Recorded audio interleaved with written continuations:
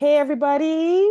Welcome to Reinvention Conversations. Today, we're just going to have a conversation with Niha Wunnava on reinventing your executive presence. Hey, Niha. Hi, Sade. How are you? It's nice to see you. You too. You too. Okay, let you introduce yourself to the people. Tell them who Okay. you are. I am Niha Wunnava. I focus and specialize in helping women executives, CEOs, and founders really build their most critical set of executive skills for implementation and execution. And we do that in three ways. We start with the self, we move on to building the best system possible to make it easier on you and your team and your organization. And then we double down and create a differentiated strategy to really get things done. So it becomes all about a better system and better execution, and fundamentally by building confidence through greater skill set. Oh my God, I love that. I love that. All right. So for anyone listening, you can put a comment down below, or if you have a question, you can put it down below and we will answer it while we have this conversation. And for those of you that are new to my channel, I'm Shadi Curry. I am a dating coach for divorced women. And hopefully that's kind of clear. But we work on all the things, dating, all the things, finding love after divorce. And a lot of that conversation is actually reinventing yourself after divorce. So for a lot of my clients, they do need to have that reinvention moment. They have to see where, oh, I have to show up like a different person in order to get the love I want. So I was on a call with a woman yesterday, and she said, I never thought I'd be back on the market. I never thought market, put that in quote. But those are her words. I never thought I'd be back on the market. I can't even imagine myself with another person. I can't imagine. I thought I was going to grow old with this man. And what I said to her was literally, yeah, you have to reinvent yourself. You have to become a different person, because the person you are now, or you were, at least through the divorce, saw herself as, this is my marriage, this is my husband, this is the home I Mhm. live in, this is the life I'm going to have. And now there's this other path that has opened up, but you have like no information, no data, no plan for that path. And so Right. divorce is like a really great like turning point for people, and building the life they want after a divorce literally requires that reinvention. And I wanted to ask you to talk about, like, for your clients, what is that trigger? What is like that moment? When do they get the like, oh my God, I don't, I need to build this again from the ground up? Right, right. And I think that, it comes when they're trying to do something bigger and better. So just like you said, that point of change in a divorce, you want a new life now. You're ready for a new life. Let go of a previous identity. And that's what this can really be about, letting go of a previous identity and specifically choosing deliberately, intentionally, and from confidence. So really elevating your agency where you have leverage in your life. That always starts with yourself. That always starts with, what am I going to do today? What choices do I have in my controllables? And then really leveraging and amplifying that, because so much of the way that we go about our life starts from high attaining student mode, high achieving student mode, which I talk a lot about with my clients. If we are going into the workplace at executive levels in a student mode, we are going to miss out on so much influence, opportunity, new market challenges. We're going to shirk away. But when we go like an equal, as a peer, as an expert, now we're ready to bring all of our skill sets from all parts of our life into that choice. So it's really about elevating with specific choice and decision making about who I want to be, which goes way more deeply than just kind of saying that I'm going to do something. It's like, no, I'm really going to see and choose to identify myself differently. And if we read data and the books and, Atomic Habits, we know that the best and long lasting change comes from identifying yourself differently. And that is what a reinvention by choice is all about, in essence. Oh, I love that. Like literally, you have to see yourself as a whole different person. I have this piece of my program where I call it Date Like a CEO that I use to sort of trigger that thinking with my clients. And I'm like, what if your dating life, your love life was this company that you were running, right? Yes. And then you go on this date. This person is applying for a role in your company. It's a game changer for when you date. It's I not love now, it's no longer like, do they like me? Am I showing up? Am I interested? It's like, oh no, what's are you, do Yes. you have the qualifications for this role? It's like, but that Yeah. little shift can come from just seeing themselves differently because there's a person that we are Mm, today. There's a person that my clients are today. There's a person that your clients are today. And then the person they're trying to be, sometimes they're thinking, okay, I'm going to change this and incrementally yeah. become that person. But reinvention is about no, no, no. That person who is operating at the strategic level, at the visionary level, at the company Yeah. who is making waves, who is making change in the markets, what would they be thinking about today? How would they approach this? They would be solving better problems. Many times when we're Yes. stuck, we're solving, I'm just going to, the most useless problems, I right? love that. I guess you're solving the politics or you're solving something that someone Fires, said, putting out fires. urgencies, Yeah, interpersonal conflict, which can yeah, absorb most of our day. yeah, yeah. And or mental creativity. And that's something that I tell Mm, myself frequently. I was something in the morning, I do this in the shower. I'll be like, okay, what problems do I feel like I have right now? Right. So I'll start with, from coaching, it's like, what are the unintentional thoughts or the default thinking that I'm yeah. experiencing?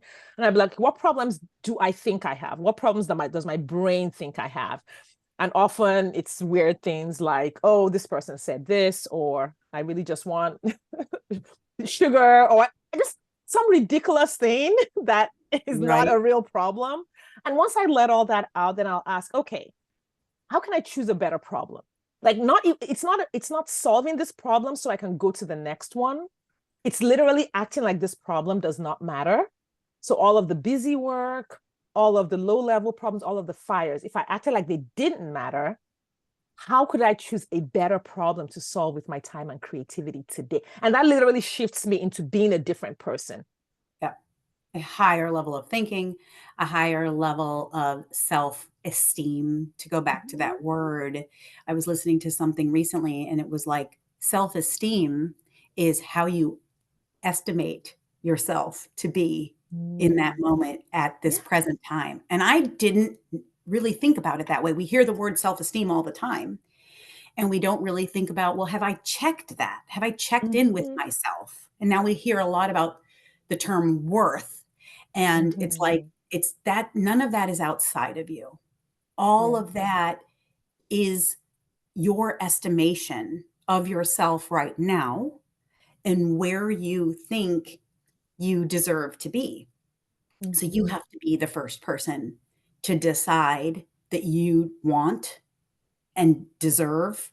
I often use the term desire. It's about amplifying, magnifying your internal desire that we've tamped down so much. We don't even know what we want because so much has been dictated to us as students, as women of color, even Mm. as high achievers, because the data will show that we are not at the numbers in representation that our education, that our Mm. experience, that our desire actually is. There was a recent study that came out in Lean In that said women are more ambitious than ever, but they are not at the levels they want to be. So we know now Mm. that is a systemic problem. Yeah. So I love your concept of dating like a CEO because when you're thinking like a world class Mm. CEO, the best of the best, and we want to be careful not to over halo effect, individuals that have done certain things in different systems. Mhm. But we want to purposefully say, if I am rebuilding and impacting the system, this is how I choose to do it in my Mhm. life as a leader in my organization, or even as a high level contributor. High level doesn't matter what your title is, but your impact can be high. So you want to then say, all of my skills, all of my desire, all of my experience has a value. It's invaluable. It's worth it. I have a fresh perspective. They get to hear it. They deserve to hear it. They need to know it. And I know that I carried that principle with me from the very beginning of my career. And I was able to carve out and stand out with as a key confidant at that high level. And I notice that that is something that women are not taught to do. So then they hold back, they withdraw, and then they believe, oh, that's just the standard I get. That's my level. No, it's not. It's a combination of two things happening simultaneously, internally and externally.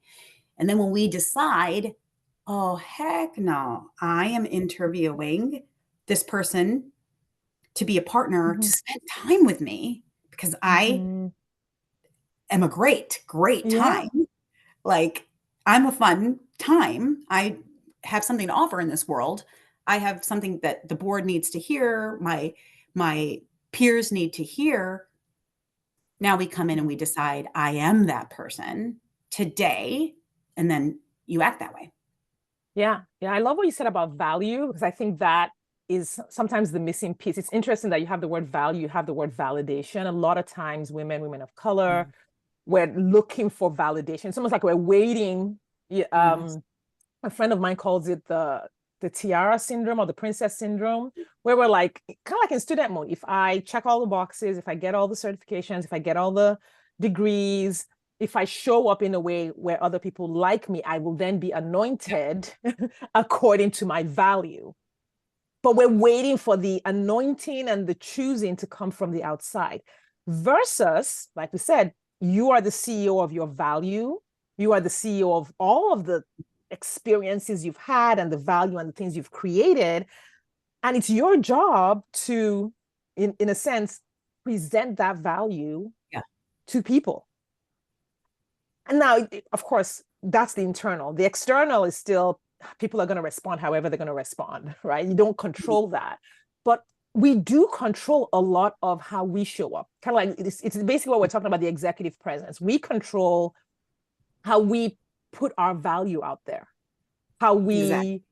evaluate our value in how we say it. Like, oh, instead of being like, well, I'm not sure, or I need to learn, or this whole student thing, can we say, hey, I'm going to take an inventory of all of my value, all the things that I have done, all of my accomplishments, all of my abilities, capacity, my resourcefulness, and my self-confidence that I can tackle even things that I haven't done yet because of this history. I know that even if I haven't done this, I have the resources to do it. Exactly. That's an internal job. That's a job that we do to say, this is who I am. And then communicating that. To me, that's executive presence, is fully embodying all of the value as an internal job that we control, and then fully articulating that value everywhere. Yeah. And I think what happens, you had asked about what happens that kind of is a catalyst for a reinvention. And a lot of times it's not being taken seriously in the boardroom. You might have the title, and it could be with peers, it could be with colleagues, it could be with a toxic individual, or you can have the title and you're just feeling like you're worried. There's data out there that say that 71% of CEOs feel imposter syndrome. That's male and female, but we know that the number is higher for women and women of color. 71%. So That's a that is lot. institutional, that is systemic. There is something going on that is teaching us that we're not good enough, that we are imposter, we are a fraud, that we don't. And there's an internal shift that happens when you say, you know what, that may be so. And what? What am I going to do? And we don't want to be not taken seriously. We fear failure, but what we want to do is actually flex taking action. Action towards what you want will now develop a deeper, more sophisticated executive skill set. It's actually action. And then you feel whatever goes along with that, the stretch of that. And next time it's less of a stretch. It's less of a lift. It's less of a flex. You've become stronger. But withdrawing will never get us there. And just sitting in our heads and thinking, I'm not good enough. I'm an imposter. Oh my gosh, I'm in over my head. And I'm overwhelmed. I took on too much. Guess what? 71% of people are thinking that. It's not just you. So normalizing it, understanding it. And the catalyst is usually wanting to go really big, negotiating a better deal, doubling down on a differentiated strategy to distinguish yourself in your industry, in your market, to lead the market. A lot of my clients are visionaries. They're ambitious. They have had a huge track record of success, but now they want to accelerate what they're doing. And they want to have the best tools, the best skills, the best frameworks to build and execute at that large level. And then they decide that they want to really think about their opportunities differently. They want to think about themselves differently, and they want to take it all on. And that requires a revamp, a reinvention. Yeah. Because you can't be the same person. The same person today can't do the 100x Well, then you 100x just strategy. Incremental. It would only be incremental, 1%, 2%, which is great. I mean, we don't want to be damaging to ourselves and beat ourselves up. But if we really want to accelerate at our capacity, at our value, which has been underestimated at so many levels, institutionally, systemically, societally, and then internally, to really amp up to the level that we are, we want to go 5x, 10x.